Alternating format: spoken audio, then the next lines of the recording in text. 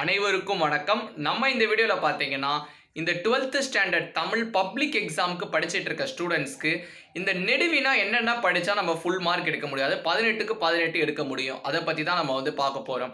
So நீங்க தம்ப்நெயில்ல பார்த்திருப்பீங்க. Secret பிளான்னு நான் வச்சிருப்பேன். ஸோ இது நம்ம பார்த்தீங்கன்னா, வெறும் நெடுவினாக்கு மட்டும் நம்ம போட போற பிளான் கிடையாது. அது போக சிறுவினாவுக்கும் போட போற பிளான் தான் இது. அதாவது நீங்க இப்படி படிச்சீங்கன்னா, நெடுவினா மட்டும் இல்லாம சிறுவினாவும் எழுத முடியும். சிறுவினா மட்டும் இல்லாம ஒரு சில குருவினாவும் எழுத முடியும். ஸோ அந்த பிளான் தான் நம்ம வந்து பார்க்க போறோம். நம்ம 3த்துக்குமே நம்ம பார்க்க போறோம். உரைநடை, செய்யுள் மற்றும் துணைப்பாடம். ஓகேங்களா? ஸோ நம்ம ஆல்ரெடி நம்ம இதுக்கு முன்னாடி எப்படி நீங்க படிக்கிறது, ஸ்டடி பிளான் இந்த 2 நாள்ல படிக்கிறத நான் வந்து வீடியோ போட்டிருந்தேன். ஸோ அதுபடி நீங்க லைனா 1 பை 1 கிரமமா படிச்சுட்டு வருவீங்கன்னு நான் வந்து நினைக்கிறேன். ஸோ அந்த வரிசையில இப்ப நெடுவினாவை பத்தி நம்ம வந்து பார்க்க போறோம். ஓகேவா? நெடுவினா, சிறுவினா 2 பத்தியும் நம்ம வந்து பார்க்க போறோம். ஓகேங்களா?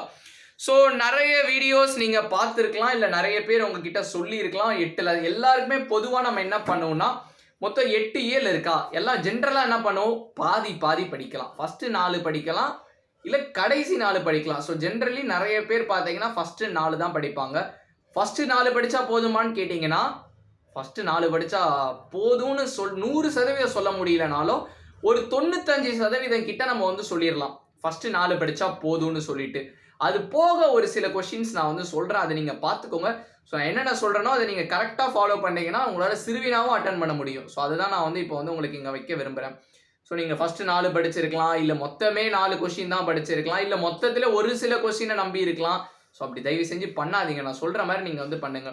ஸோ நம்ம துணைப்பாடம் நம்ம ஆல்ரெடி பார்த்தாச்சுன்னு நினைக்கிறேன். நம்ம ஆல்ரெடி வேற ஒரு வீடியோல நம்ம பார்த்து இருந்தாலும் நான் ஃபர்ஸ்ட் துணைப்பாடத்த முடிச்சு விட்டுறேன். துணைப்பாடம் வந்து எனக்கு கேட்க போறதே நான் இங்க வச்சிருக்கேன் உங்களுக்கு ஆக்சுவலி. துணைப்பாடம் கேட்க போறதே ஒரே ஒரு கொஸ்டின் தான். அந்த நெடுவினா மட்டும் ஒரு கொஸ்டின்னா அந்த ஒரு நெடுவினாக்காக மட்டும் தான் நம்ம துணைப்பாடம் படிக்கிறோம். அது படிச்சா நமக்கு 2 மார்க்ஸும் லாபம் கிடையாது. 4 மார்க்ஸும் நமக்கு லாபம் கிடையாது. அதனால அந்த துணைப்பாடம் பார்த்தீங்கன்னா, மொத 4 இது படிச்சாலே போதும். பட் இருந்தாலும் நீங்க 5வது தலைக்குள்ள பார்த்துக்கோங்க.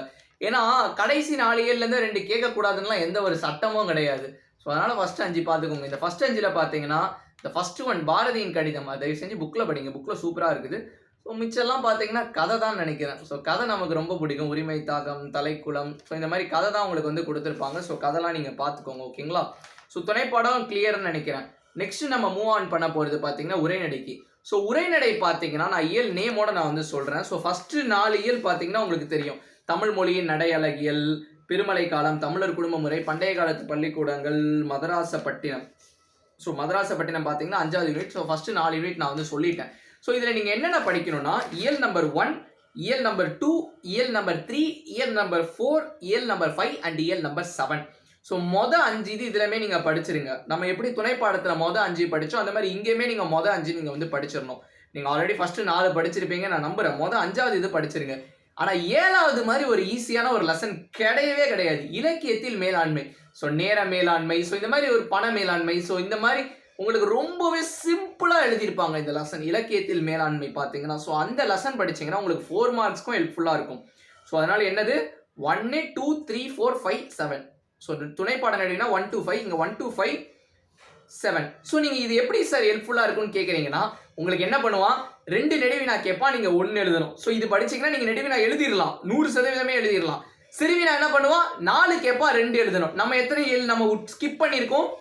1 படிச்சாச்சு, 2 படிச்சாச்சு. அது நம்ம வந்து 6 படிச்சிருக்கோம். 2 தான் ஸ்கிப் பண்ணியிருக்கோம். நல்லா கேளுங்க, 2 தான் ஸ்கிப் பண்ணியிருக்கோம். மொத்தம் எத்தனை சிறுவினா கேட்பான்? 4 சிறுவினா கேட்பான். ஸோ 2 போச்சுனாலும் அந்த 2 நம்ம படிச்சதுலேருந்து தான் வரும். ஸோ எக்ஸ்ட்ரா படிச்சதுனால நமக்கு நெடுவினாலே உறுதி கிடைக்குது. அது சிறுவினாலே நமக்கு வந்து லக்கு கிடைக்குது. ஸோ 2 மார்க்ஸ் எப்படி கேட்பான்?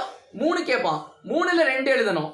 ஸோ அப்படி பார்த்தா கூட நம்ம படிச்சதுலேருந்தே வரதுக்கு வாய்ப்பு அதிகமாக இருக்குது. ஸோ ஜென்ரலாக என்னன்னா நெடுவினால என்ன கேட்குறானோ அது சிறுவினால வராது. ஸோ அதனால் நீங்கள் நெடுவினால எக்ஸ்ட்ரா படிச்சுக்கிட்டீங்கன்னா அது சிறுவினாக்கு யூஸ்ஃபுல்லாக இருக்கும். ஓகேங்களா? ஸோ அதுக்காக தான் நான் வந்து ஒரு 2 கொஸ்டின் எக்ஸ்ட்ரா சொல்லியிருக்கேன். ஓகேவா? ஸோ நீங்கள் எதுவும் பயப்பட தேவையில்லை. செய்யுள். ஸோ செய்யுள் பார்த்தீங்கன்னா நிறையா இருக்குது. இயல் நம்பர் 1 அதில் பார்த்தீங்கன்னா நிறைய செய்யுள் இருக்குது. என்னன்னா இளந்தமிழே தண்டி இளங்கரம். அதில் இளந்தமிழில் உங்களுக்கு நெடுவினா இருக்கும்னு நினைக்கிறேன். ஓகேவா?